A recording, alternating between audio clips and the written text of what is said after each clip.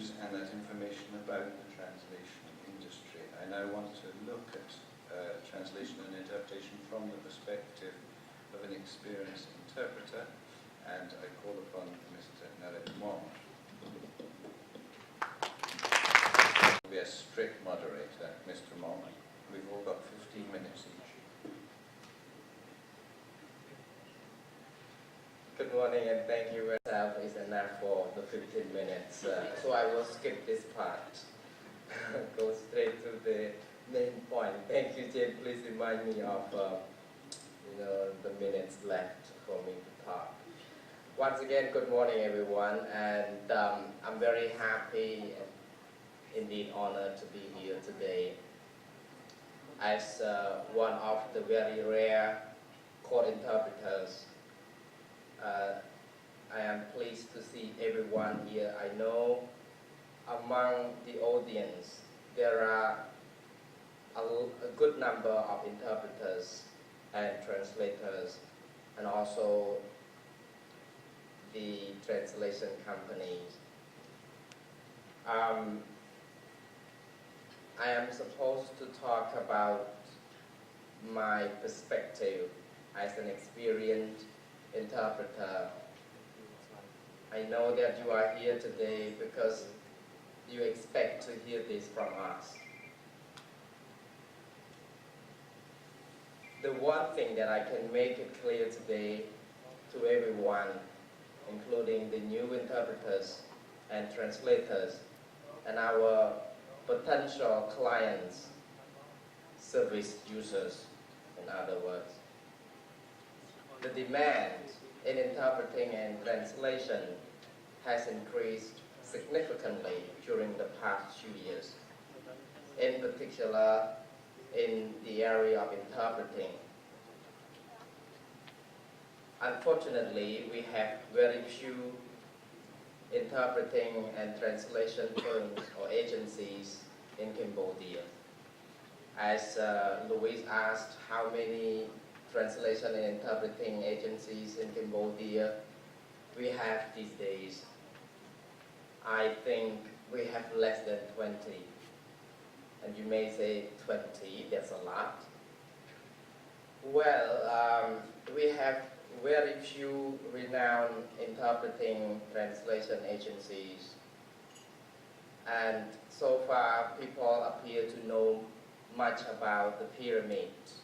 So we have the Chief Executive Director from the pyramid here today with us, who will be sharing his perspective regarding the translation and interpreting needs. And also Bridge International, the newly found translation and interpreting firm chaired by Mr. Sieng Supanya, and a few other well-known translation and interpreting firms here in Cambodia. The demand is so huge these days. Some people have perhaps taken for granted the need for translation and interpreting. In interpreting, as you may know, we need translation in the media in particular. And when I'm talking about media, I'm referring to the three different types of media here in Cambodia. The print media, like books, publishing, a huge demand in translation from English, in particular, into Khmer for Cambodian students, textbooks, novels, good business books, and other technical skill books are very much needed for Cambodian students and public. But we do not really have enough people to translate these materials. And as you know, Cambodians enjoy the fundamental right, as the other people in other countries, to speak our own language. Unfortunately, these materials are not yet significantly translated into our own languages. So these will rely heavily on you, the new young professional translators and interpreters. I just let you to know about this. Now, when it comes to print media, we have the We have to translate a lot of materials, books, journals, and other.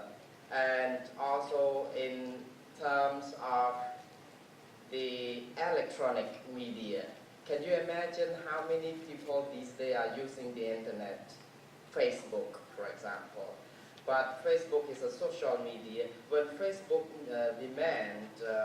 when more people are now using Facebook, demand in translation is also double or triple, I can say. And we need to translate this material for online radio programs and TV and other electronic mediums. And also in the context of media, we have to have people who can translate materials for the new technology, the website, online sale, online booking, things like that. And as Louise already mentioned, people prefer to buy products online using their own language other than the foreign language. And that's the demand in translation.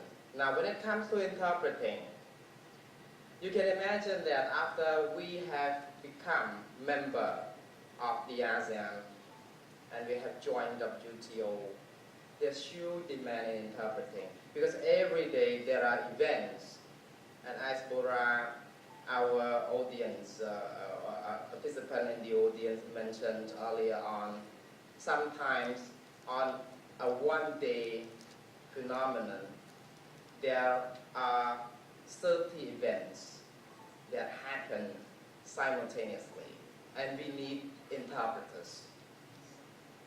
Unfortunately, we do not have enough interpreters. You may challenge my view, but actually we do not have enough qualified interpreters, in other words, qualified. And most of our interpreters and translators learn on the job. Like James said, when a gentleman asked how could the interpreters prepare themselves for the Nuremberg tribunal, and James mentioned about throwing them into a deep swimming pool, and those who could swim then swim, those who sank. This is the real situation now in Cambodia. So when it comes to interpreting, for example, when several events happen at the same time, we do not have enough interpreters qualified enough to handle those sessions. We need to improvise. We need to put people into the areas of, beyond their comfort zone.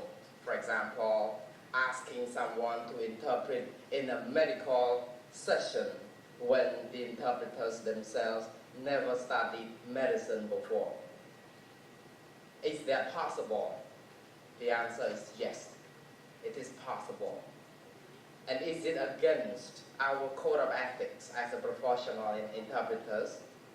Yes, it is against such code. But our context is different. In Cambodia, every translator-interpreter has to be a jack of all trades. And this is the one that I know participants in the audience are quite familiar.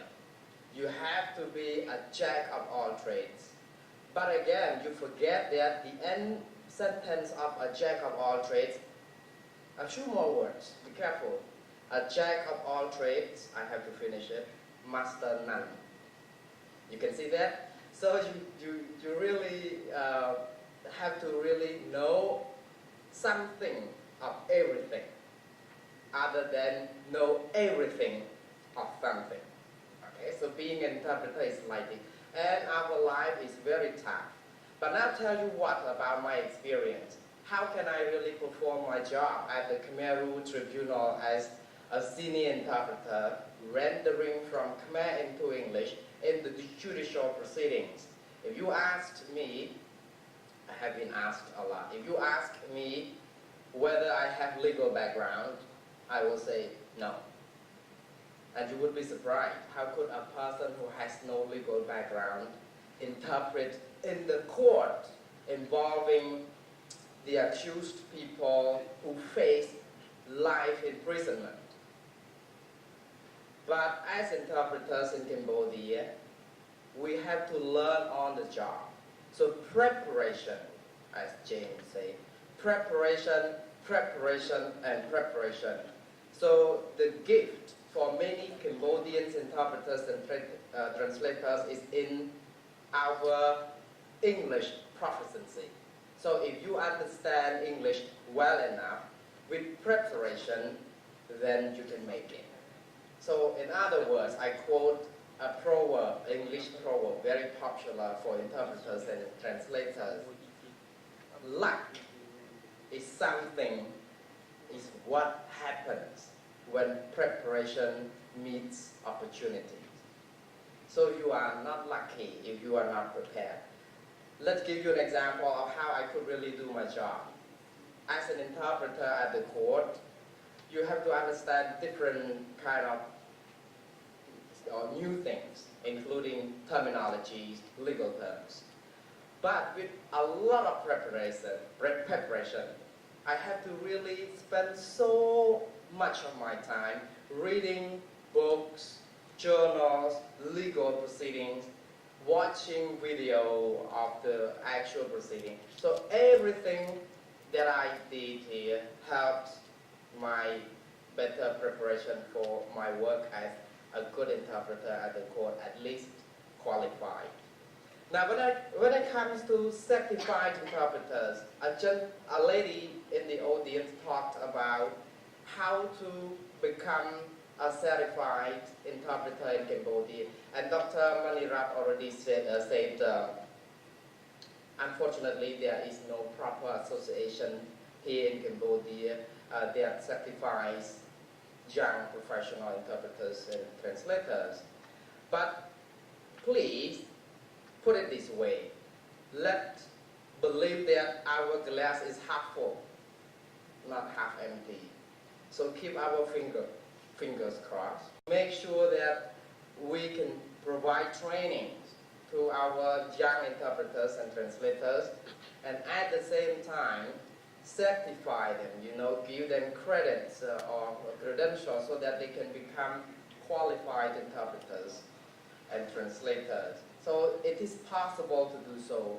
And as you know, it is not really strange that here we have IIC with us, members of IIC. I think Suzanne will be talking something about how to become member of IIC. IIC is International Association of Conference Interpreters, which is quite renowned across the world. And I am very honored to get to know our colleagues who are members of IIC.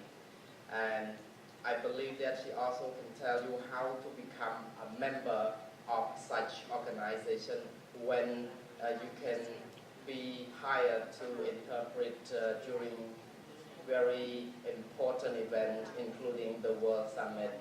And I have 3 minutes left. Thank you, James. Yes, so within the 3 minutes, I will have to really make the most of it. Now, coming back to the association, the reason that I'm talking about the Association of Interpreters and Translators in Cambodia, uniquely designed for our people, is because I am dreaming. That's my plan. I would like to see in the next 5 to 10 years that Cambodian interpreters and translators are properly represented. So we would like to make sure this association is a local person, a local point to our clients, the end users. Because these days, like our participants already mentioned, clients appear to have taken interpreters and translators' need for granted. So with this, we believe that our communication, the message will be clear that clients will have to understand interpreters and translators will find it much easier to work in all kinds of setting, right? So to wrap up my point, I think you will have a lot of questions for our panelists, including me myself.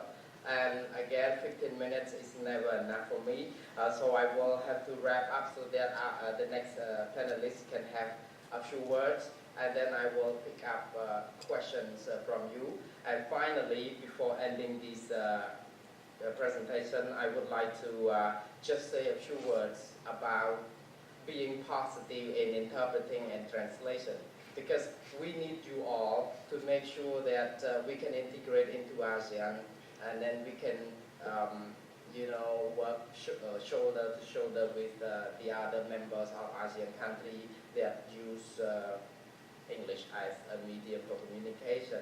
So with that, I thank you very much for your attention.